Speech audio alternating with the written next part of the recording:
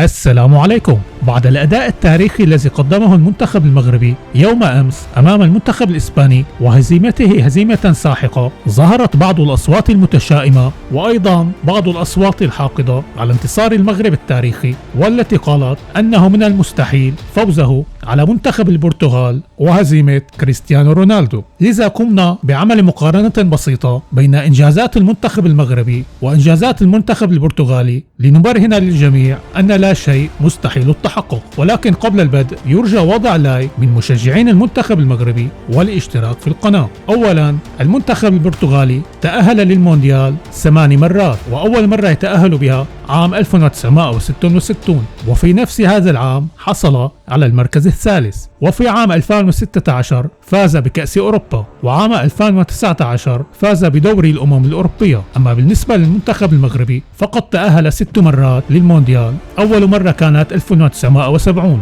وفي عام 1986 تأهل لدور الثمانية كما حصل في هذا العام، وفي عام 1976 فاز بكأس أفريقيا، وعام 2012 فاز بكأس العرب. وبالنسبة لتصنيف الفيفا للمنتخبين فتصنيف المنتخب المغربي حاليا 14 على مستوى العالم، وأعلى تصنيف له كان العاشر عام 1998، وأدنى تصنيف للمنتخب 95 عام 2010. وبالنسبة للمنتخب البرتغالي فتصنيفه حاليا 8 عالميا، وأعلى تصنيف له 3 عام 2010، أما أدنى تصنيف 43 وكان ذلك في عام 1998. وحاليا يتفوق المغرب على البرتغال، فقد فاز في دور المجموعات بمباراتين وتعادل بواحدة، أما البرتغال فقد فاز بمباراتين وخسر بمباراة واحدة. وقد لاحظنا في مباراة البرتغال أمام سويسرا عدم مشاركة المدرب لرونالدو